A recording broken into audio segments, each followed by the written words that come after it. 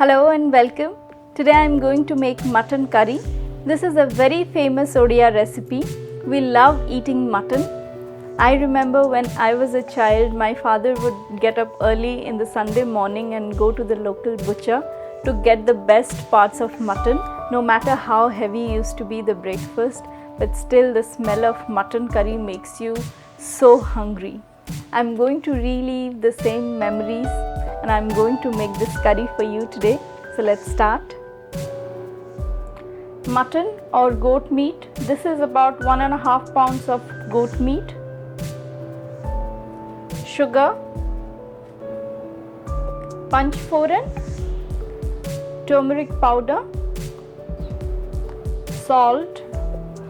I have here some onions. This is red onion and I have taken half of a medium sized onion, and then I have an inch of ginger, some cinnamon sticks, about a teaspoon of cumin seeds, a tablespoon of coriander seeds, 6 green cardamoms and 4 cloves of garlic, 1 black cardamom, and then I have a couple of bay leaves and some whole dry red chilies.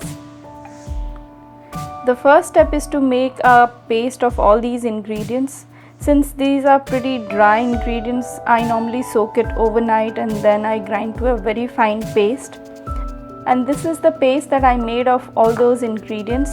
You need to ensure that you need to ground all the ingredients to a paste for this curry, because you can't use powdered masalas or powdered spices. It has to be ground to a fine paste, and that is very important. I have taken here 2 red potatoes and I have cut it into half, and these are quite big pieces of potato, as you can see.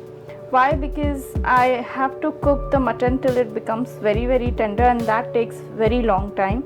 If I'll make the potato pieces very small, by the time the mutton is completely cooked, this will be completely mashed and we don't want it.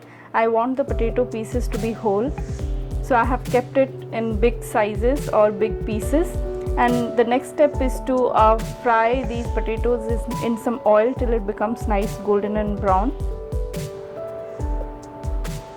I have heated here about 1/4 cup of mustard oil, and I'm going to cook this curry or cook this mutton curry in mustard oil, but if you don't feel comfortable using mustard oil, you can always use some vegetable oil. Oil is hot. I'm adding the potatoes.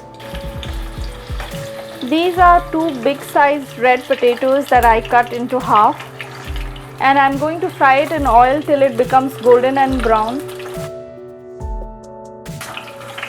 Potatoes tend to splutter a lot, so do ensure that you are keeping a safe distance from the pan. And you don't have to cook it thoroughly, you just want that fried color, and that's it. We are going to cook it in the gravy. You can see now the potatoes have become a little golden and brown in color. So these are ready. I'm going to take it out, and I'm using the leftover oil to make the gravy. To the leftover oil, I'm adding about a teaspoon of sugar. This is very fine sugar, so in no time it will start melting. It has in fact started melting. And to this I'm adding a teaspoon of panchforan. Let it crackle. And to this I'll be adding the paste that I made of all the ingredients, the onion, ginger, garlic and the whole garam masalas. Panchforan is done. I'm adding the paste.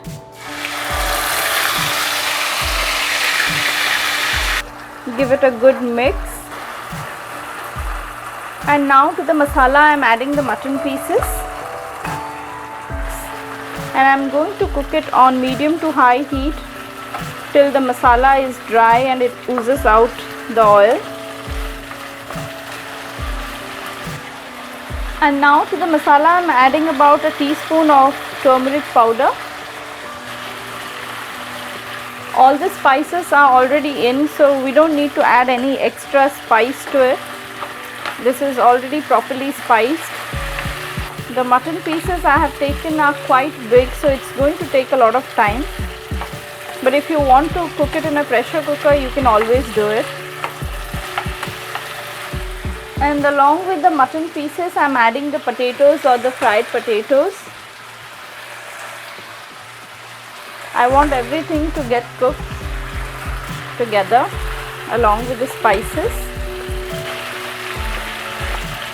This curry has a very simple look to it. As you can see, it doesn't look very reddish, or it doesn't have a lot of oil to it, because in Odia cuisine we make curries which are not very overly spicy, rather very mild, and we want to